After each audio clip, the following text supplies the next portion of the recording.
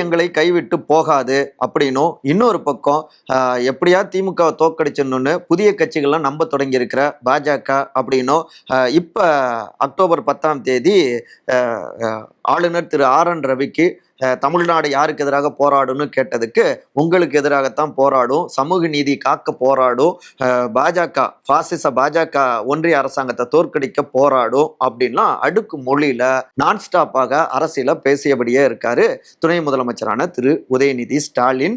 தொடர்ந்து இப்ப லைம்லைட்ல இருந்துகிட்டே இருக்காரு. தொடர்ந்து பல மாவட்டங்களுக்கும் பயணிக்கிறாரு. என்ன காரணம் அப்படின்னு விசாரிச்சு பார்த்தோம்னா, ஒரு வகையில திரு விஜய் தாவேகா அப்படிங்கிறாங்க. தீவிரமாக அவங்க அரசியல்ல பரப்புரை செய்வதும், குறிப்பா கரூர் துயர சம்பவத்துக்கு பிறகு ஆதரவாக எதிராக ஒரு விவாதம் உருவாகி இருக்கு இல்லையா? இதுல விஜய் தொடர்ந்து லைம்லைட்லயும் இருந்துட்டு இருக்காரு. இது தன்னுடைய அரசியல் எதிர்காலத்துக்கும் நல்லது கிடையாது. அதனால தோற்கடிக்கணும் அப்படின்னா கூடுதலாக களத்துக்கு வரணும்.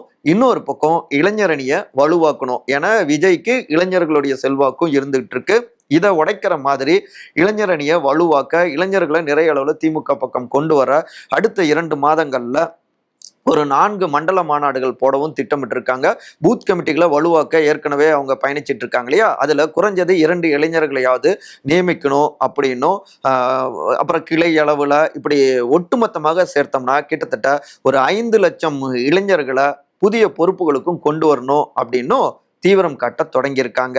இந்த டிசம்பர் ஸ்கெட்சு நிச்சயமாக ஒர்க் அவுட் ஆகும். 2026 உதயநிதிக்குன்னு தனித்த செல்வாக்கையும் ஏற்படுத்தும் அப்படின்னு நம்புறாங்க உதயநிதி ஸ்டாலின் டீம்க.